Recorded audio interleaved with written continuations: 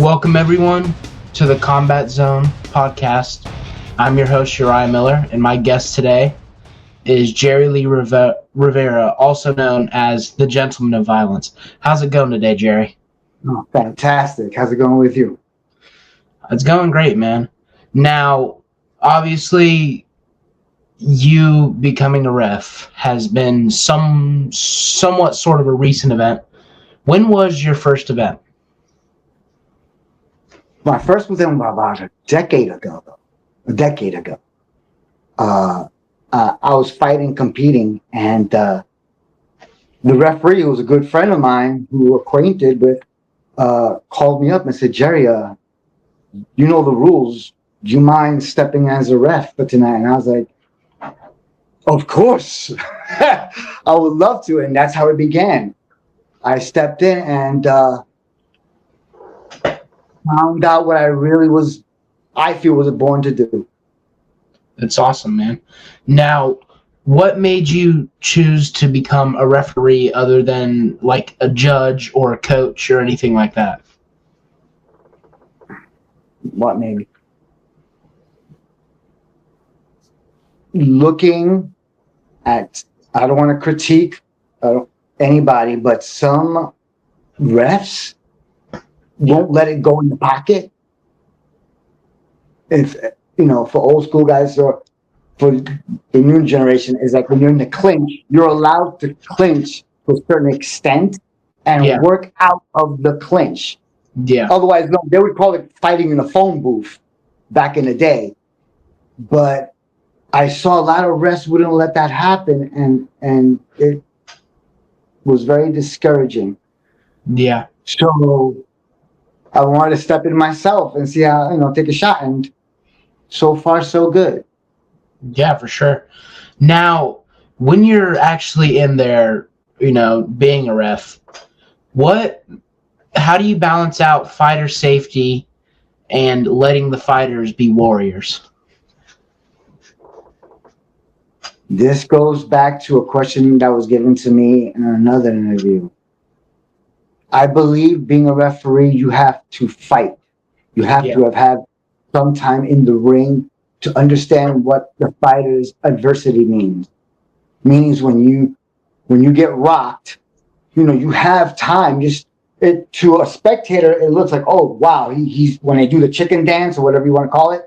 Oh, he's going, but the fighter's still there. His body's not reacting, but his mind is there. And if you give that fighter a half a sec, he can recover. For sure. So being an ex-competitor, you understand what it is to get your bell rung and how long it takes in real time to shake the cobwebs out. Yeah.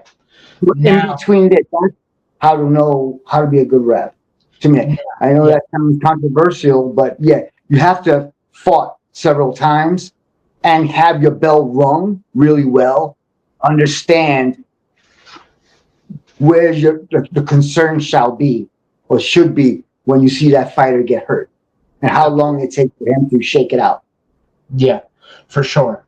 Now, as a referee and a former fighter, what is some advice you could give to a current fighter to be respectful and help the referee do his job while remaining competitive?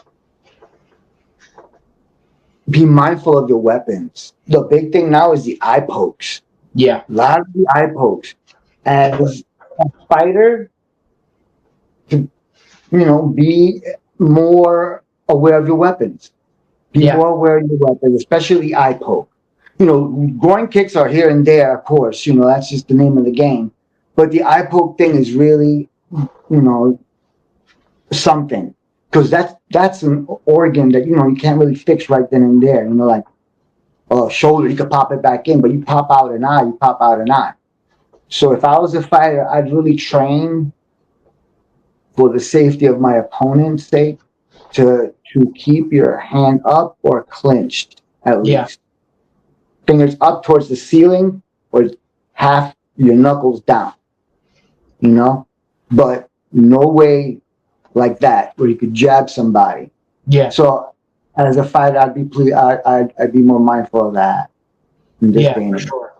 Yeah, Until they come up with a glove that could have more safety. Well, actually, there was one guy. He coaches Justin Gaethje, Corey Sandhagen, Trevor Whitman, and he came up with the most perfect UFC glove, the most perfect MMA glove like I've ever seen. But Really? and then and he wanted, Dana White loved it, but they never really did the deal because I guess Trevor wanted too much money or something like that. That's a shame. I mean, that's a real shame. Yeah.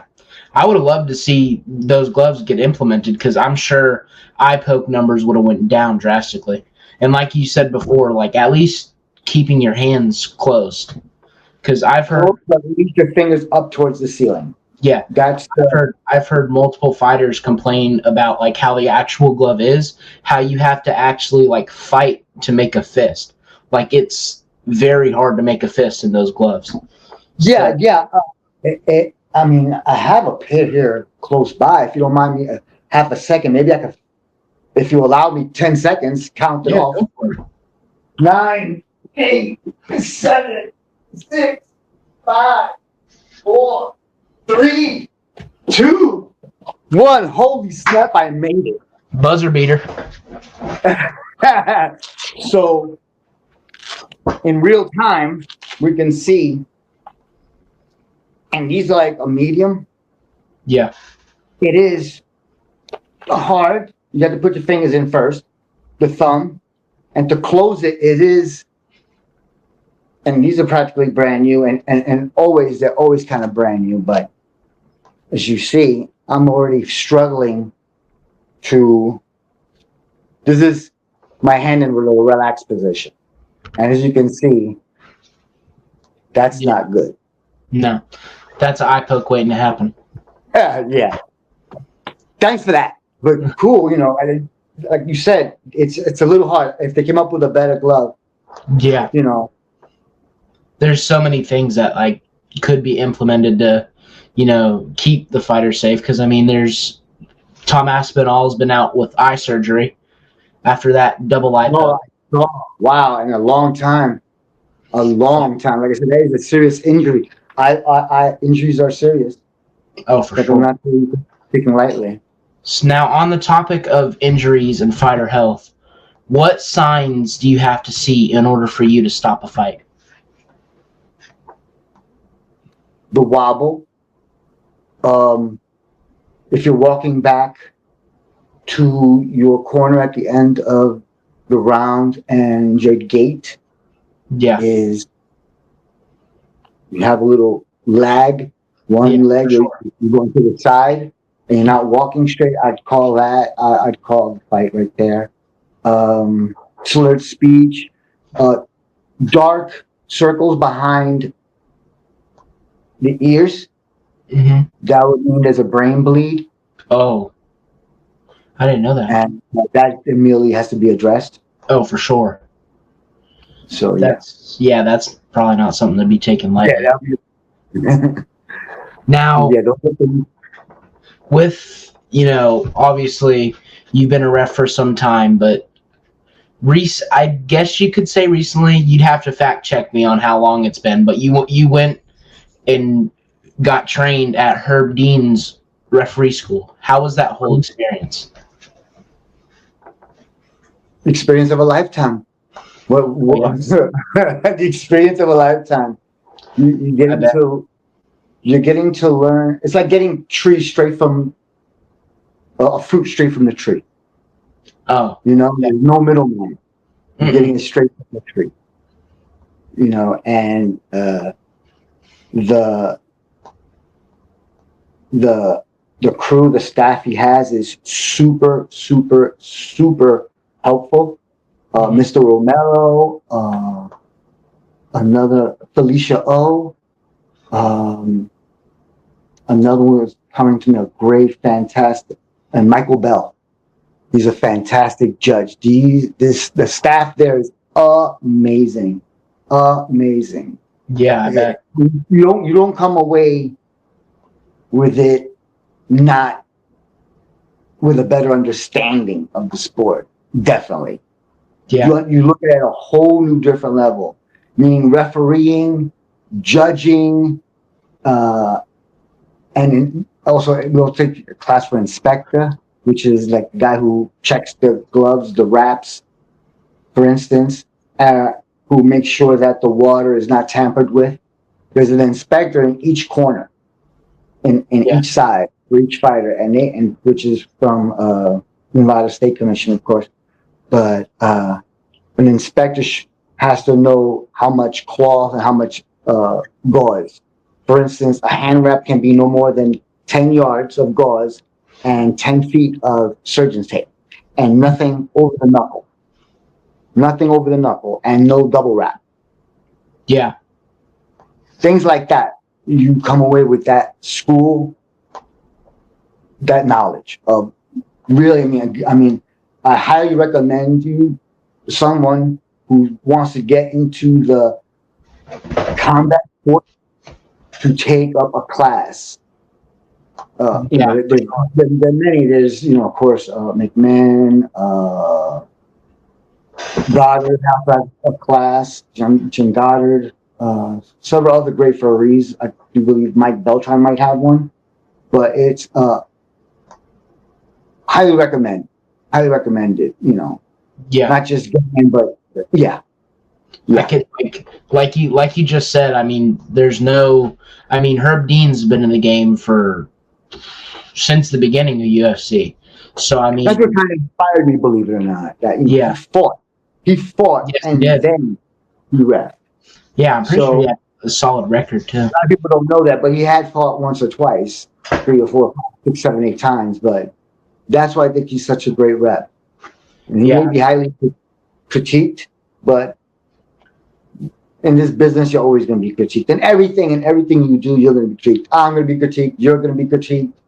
Yeah. Everybody's going to be critiqued. For sure. Now, how much from that school or class have you taken away and actually implemented it into your game, and how much has it helped you as a ref? All of it. All of it. All of it, Uriah. All of it.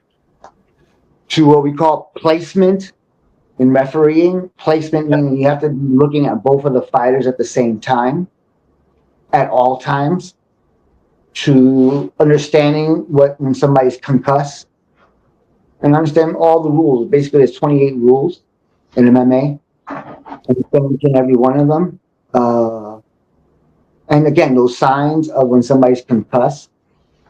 And again, the inspector class, which you know all the rules and how much thing called adrenaline, which you're allowed in boxing to stop a cut.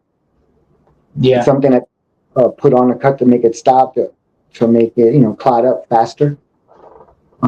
Things like that. You Yeah. come away not knowing. And I didn't know none of these things. But, you know, again, I took all three: referee, inspector, and judging. Not everybody wants to take all those 3 facets, but I took all 3. Dang.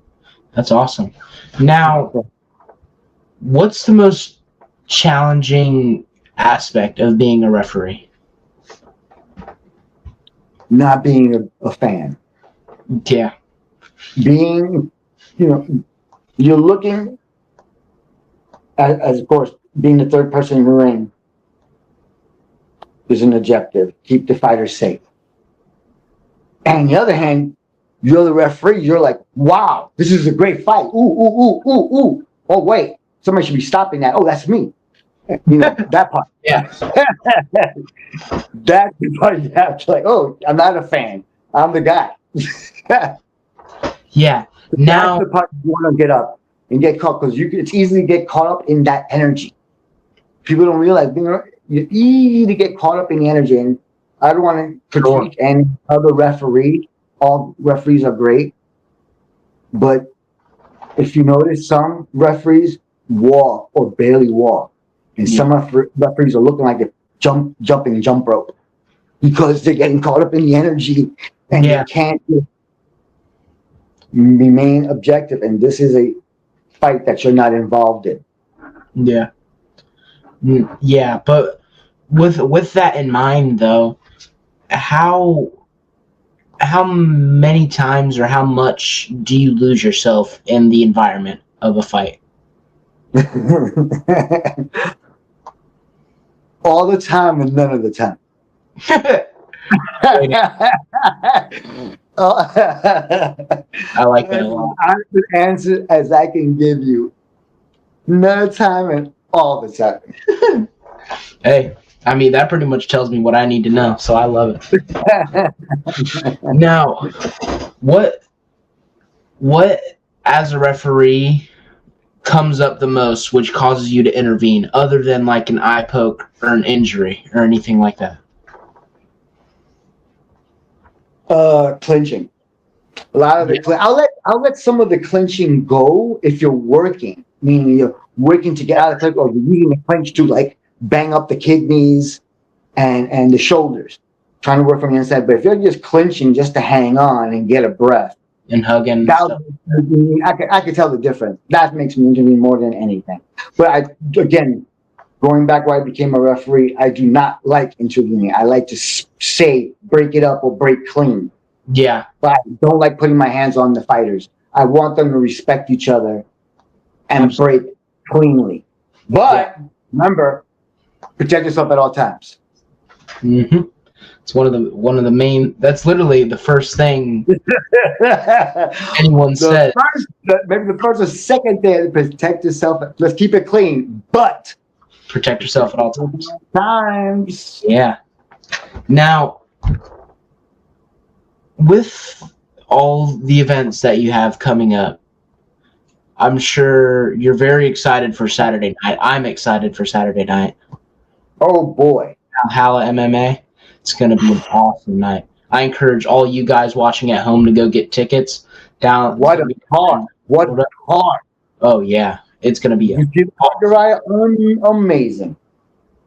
It's one banger after the other. Oh, for that's sure. That's a great question you were saying about how to stay. It's like all the time and none of the time. Yeah, how hard is it going to be for you on Saturday, man? 100%. Now, 100% all the time, but none of the time.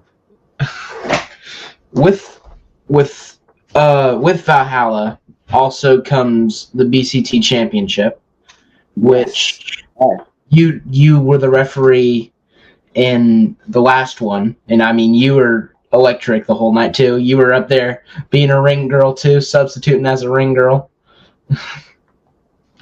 That was awesome. How much of a privilege is it for you to be such a big part of an event with someone that you're so close to? Obviously, talking about Eric Marshall. Eric Marshall, my God,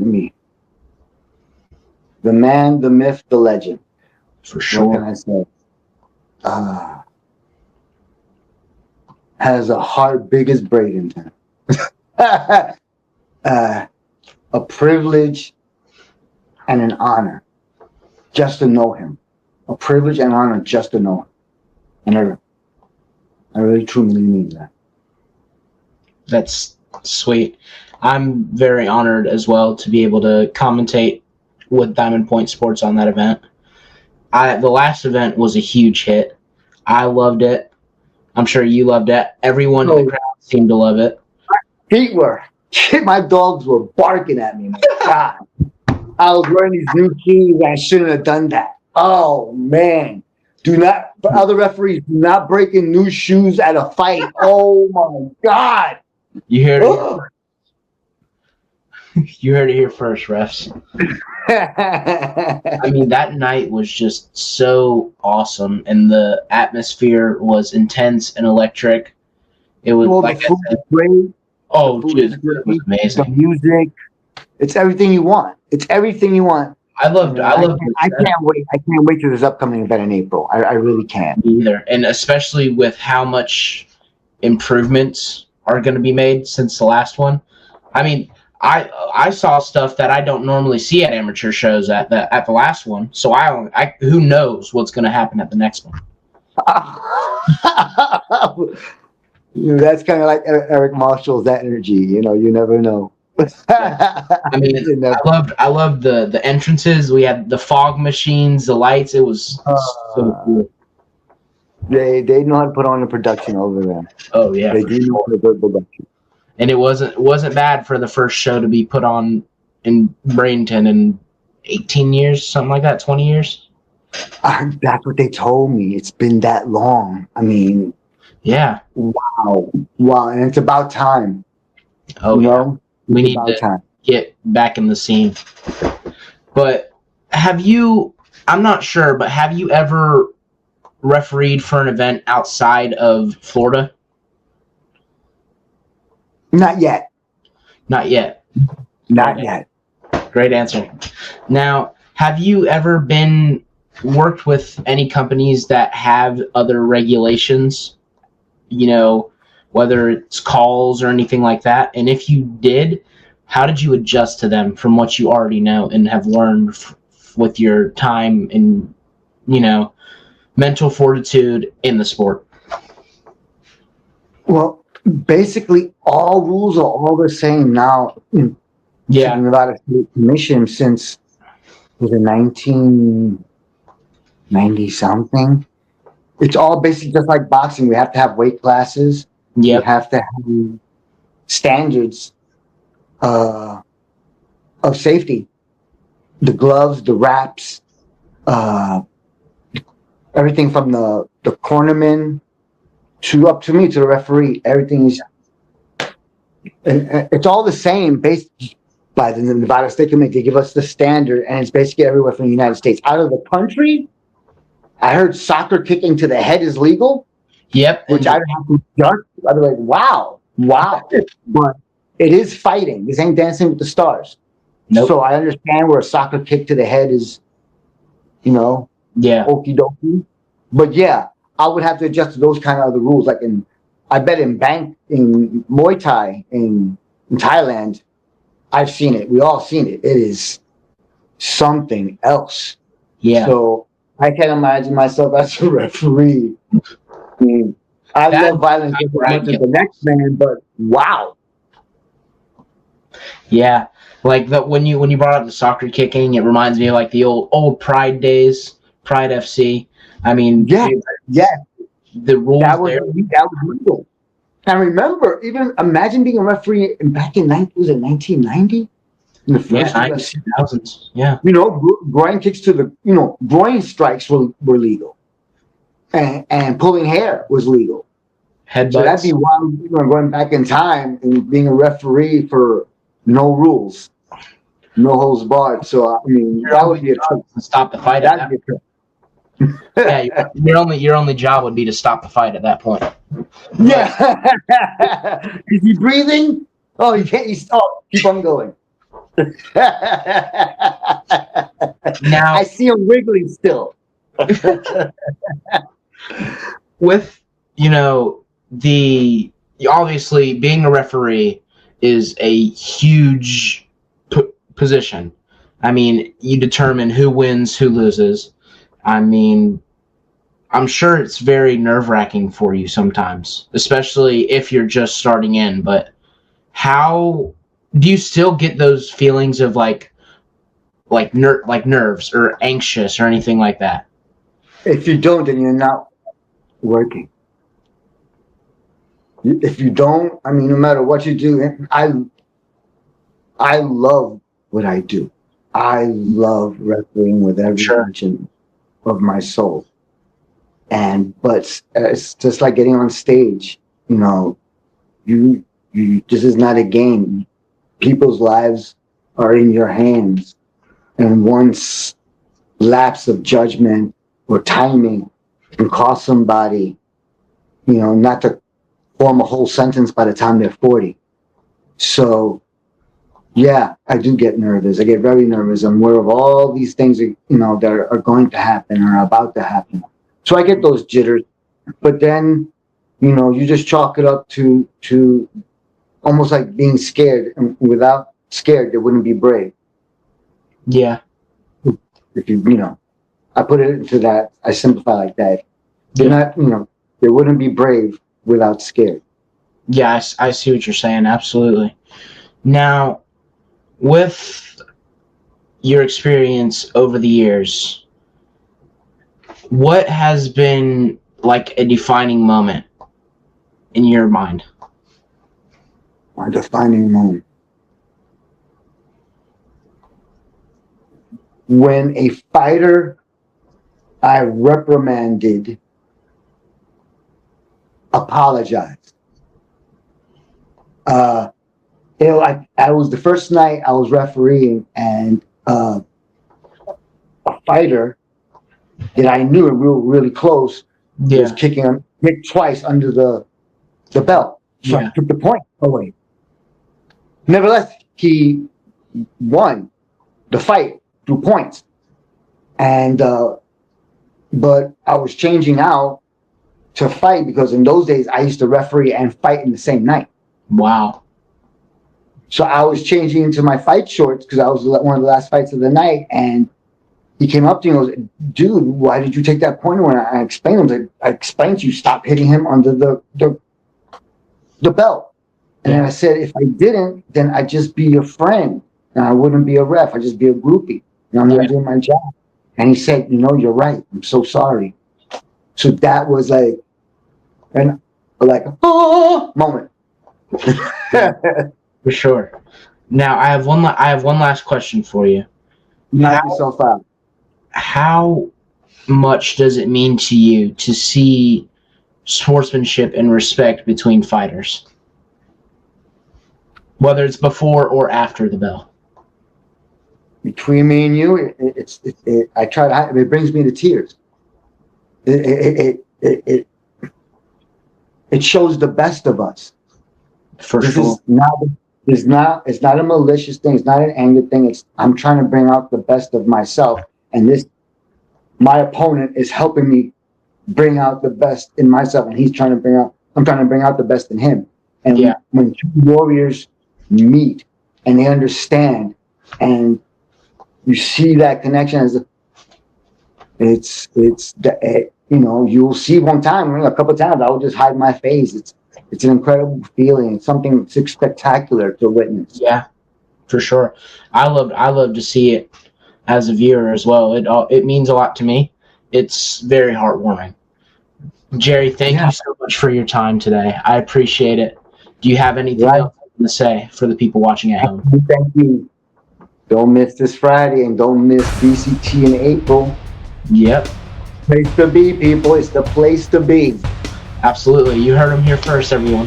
Go get your tickets. Saturday night, Valhalla MMA, and April 18th, BCT. Good night, everyone.